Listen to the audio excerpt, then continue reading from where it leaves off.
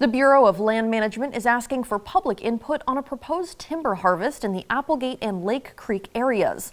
The agency would find areas with high tree mortality and offer timber sales to private companies. Reporter Danny Stepanovich explains. So why is this happening? Well, BLM says on top of drought and hotter temperatures, there's a main culprit, and it's this little guy, as small as my finger, an invasive beetle called the flat-headed fir borer that's killing Douglas trees across the region.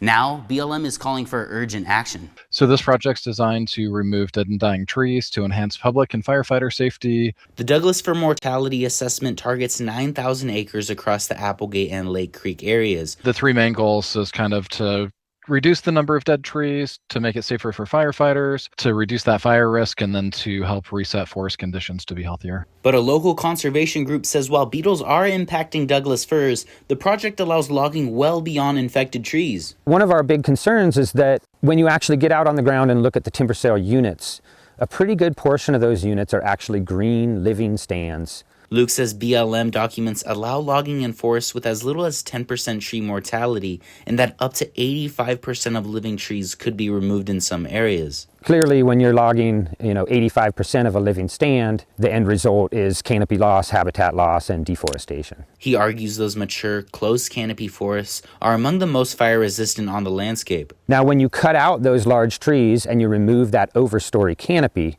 what you're doing is replacing those fire-resistant trees with young, even-age growth that is much more flammable. BLM counters that dead and standing trees can make firefighting extremely dangerous. Project boundaries and acre totals are not final, and a public comment period is now open through January 14th.